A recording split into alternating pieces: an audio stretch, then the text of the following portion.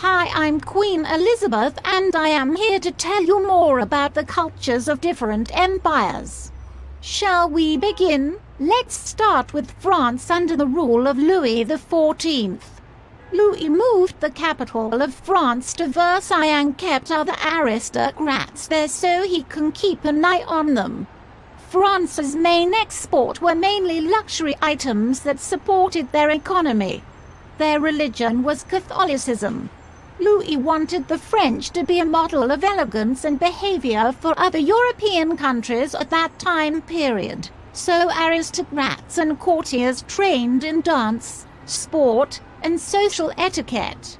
At an early age, the elite were models of self-perfection and embodied Greek attributes. Louis was a patron of science and he established schools. He was an even bigger patron of the arts and made children train in dance at a very early age. Now, let's move on to Russia under the rule of Peter and Catherine the Great. Peter was an autocrat, meaning that he wanted absolute power. A merchant class was non-existent, mainly because the economy of Russia was controlled by the West. Their religion was Russian Orthodox. Both Catherine and Peter wanted Russians to be more like the West and therefore mimicked Western society. Russian art styles were derived from 15th century Byzantine art and later became more naturalistic. Now, let's move on to Tokugawa Japan. Tokugawa Ieyasu united Japan after the period of the Warring States, and he became the first shogun of the Tokugawa shogunate in 1603. Since the Japanese isolated themselves, they didn't trade with European countries other than the Dutch. They also didn't allow Japan to be influenced by Christianity. During the Tokugawa period, Japan's population doubled from 15 million to 30 million. This led into an increase in urbanization. They practiced isolation. Woodblock printing was a popular technique used in art in Japan. Now, let's talk about King China. During the Qing dynasty in China, the rulers tried to strengthen China's centralized system. China's economy flourished under the three emperors, Kangxi, Ongzong, and Qianlong. The Golden Age of the three emperors had the most scientific prosperity during any other time in the Qing era. The king adopted and strictly enforced Manchu hair and dress styles.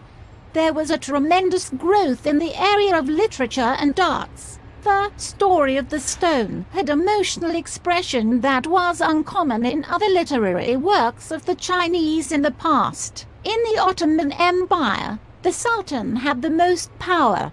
The jizya was a tax that Jews and Christians who were living on Islamic states had to pay. There were many religions present in the Ottoman Empire like Judaism, Islam, and Christianity. The Ottomans drew from other earlier Muslim empires for their beliefs in society.